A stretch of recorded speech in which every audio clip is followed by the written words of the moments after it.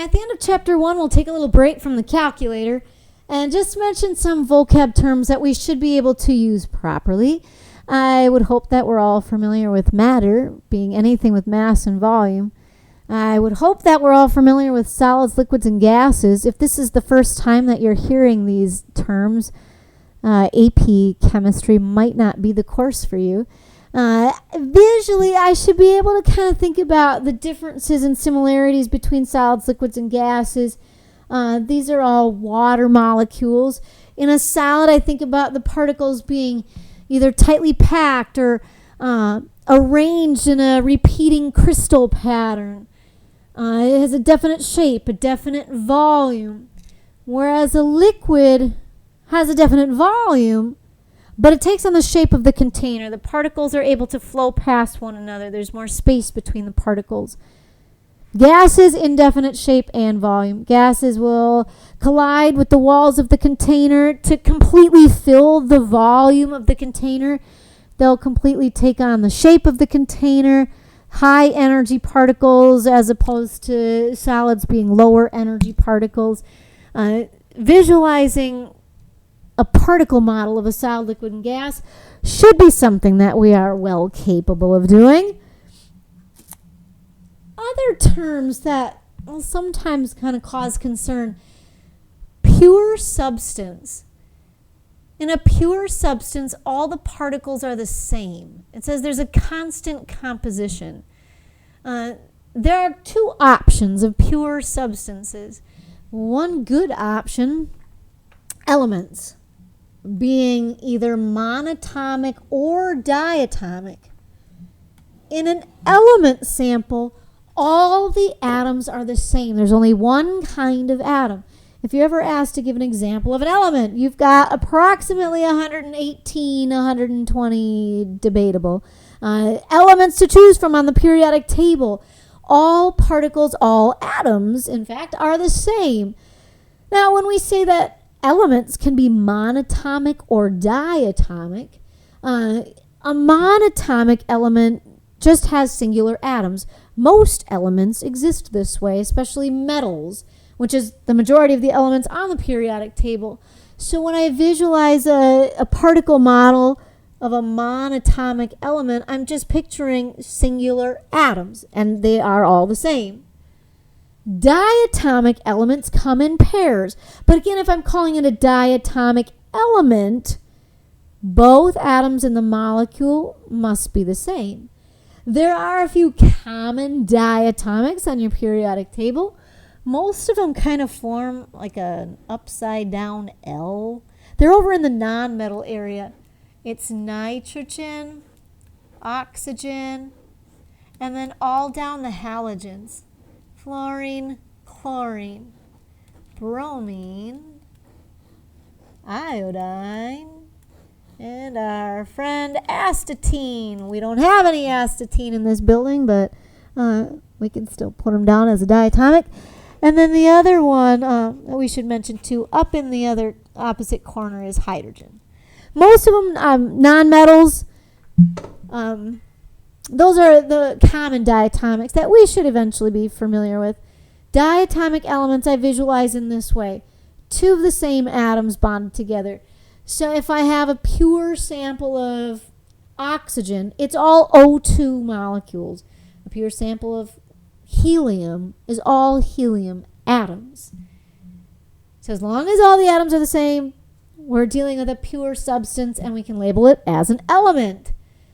Now here's where sometimes people have trouble with this pure substance term. Compounds. A compound could also be considered a pure substance. And it's really interesting because if we go in the lab and I have a beaker of water and I say, hey, tell me if this is a pure substance or a mixture, everybody gets it right. Oh yeah, it's pure substance. There's nothing in there except for water. I could have a beaker of salt, sodium chloride, and people will look at that beaker and say, oh yeah, it's pure. There's nothing else in the beaker except for sodium chloride. It all looks the same. It has a constant composition. As soon as we go to paper and I write that as H2O, or NaCl. And I say, hey, I have a beaker. It's full of H2O molecules. Is this a pure substance? Or maybe it's a visual, kind of like this. Or we could say maybe this is H2O molecules. Now they'll look at that and say, no way. That's not pure. There's two different kinds of dots there. There's two different kinds of atoms. That's not a pure substance. But wait a second. In the lab, when you looked at a beaker of water, you just told me that was pure. There was nothing else in the beaker but water molecules. There's some kind of a disconnect going from manipulating a real sample in the lab to looking at either a visual or a formula on paper. Yeah, there's hydrogen and oxygen. Yeah, there are different kinds of atoms. But they're chemically joined together in the same way. I mean, every particle is H2O. So visually, when I look at this particle model, if every particle is the same, that's still a pure substance. We call these compounds. Every compound, every molecule is the same. Same with sodium chloride. And if I have a beaker of salt in the lab, obviously it's a bunch of white crystals. When I look at the formula sodium chloride, yeah, there are two different elements, but they are chemically joined together. And as long as every molecule in the sample is NaCl, it's a pure substance. Every particle is the same compound. So we've got different elements chemically joined together. When they're chemically joined, we can only separate them by another chemical change. Other things that we should make note of with compounds, you have to have a very specific ratio. So here's kind of a difference between a compound and a mixture. Compounds are chemical combinations. So if I'm chemically joining sodium and chlorine, they have to be in a 1-to-1 ratio of sodium and chlorine atoms in order to be a compound. Or if I want to make a compound of water, I need 2 atoms of hydrogen and 1 atom of oxygen. No other ratio will make a compound that has all the properties of water. Now, we'll find as we go into a study of atomic structure and early models of atoms and molecules that we can have different ratios of hydrogen and oxygen, but then those compounds will have different properties. So that ratio is very important in a compound. But visually, I think this is kind of key, that this is still a pure substance. Even though it's a compound, every particle is the same compound. So again, we've kind of mentioned this term mixture being a physical combination. In a physical change, everybody keeps the original properties. I always think of this, and it just kind of boggles my mind for as many times as I've thought about sodium chloride and made sodium chloride, which is very exciting and very dangerous. Sodium is an explosive metal when in contact with water. I would never choose to eat sodium metal. Chlorine is a yellow toxic gas. I would never choose to inhale chlorine gas. So you've got this explosive metal and a toxic gas, but yet combined in a compound, we eat it every day. Sodium chloride is totally harmless. As a compound, we have very different properties. In a mixture, everybody keeps the original properties. So we could have a mixture of like iron filings and sulfur. The iron filings will still be magnetic. They'll still be metallic. The sulfur is still yellow. It's a non-metal. It's not metallic. It has sometimes kind of an odor to it. We can make mixtures in any ratio, and we can separate mixtures by just another physical change. So if I did have a mixture of iron and sulfur, and I knew the iron was magnetic, I can just run a magnet across the sample and take out the iron. If I had a compound of sulfur and iron, I would need a chemical change to separate the compound. If they were joined by a chemical change, they need to be separated by a chemical change. Mixtures can look different throughout, so that's the terms homogeneous and heterogeneous.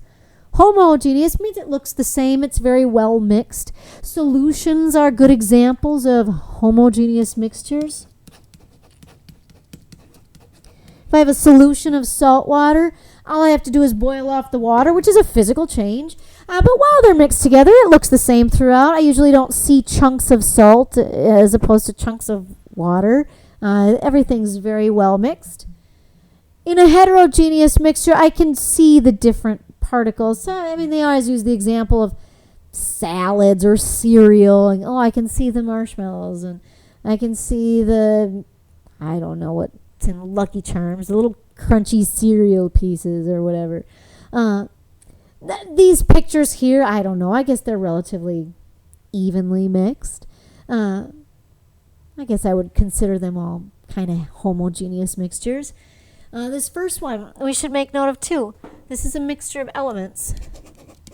Mixture of elements. There is a monatomic element and a diatomic element. But the separate particles are all the same atom, whether it's monatomic or diatomic. The second picture should be a mixture of compounds. Mixture of compounds.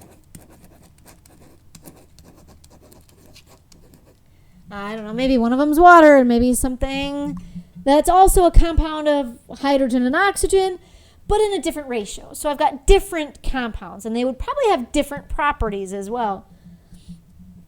The last is a mixture of an element and a compound. We'll abbreviate CMPD, and a compound. It's a diatomic element and then some kind of a compound.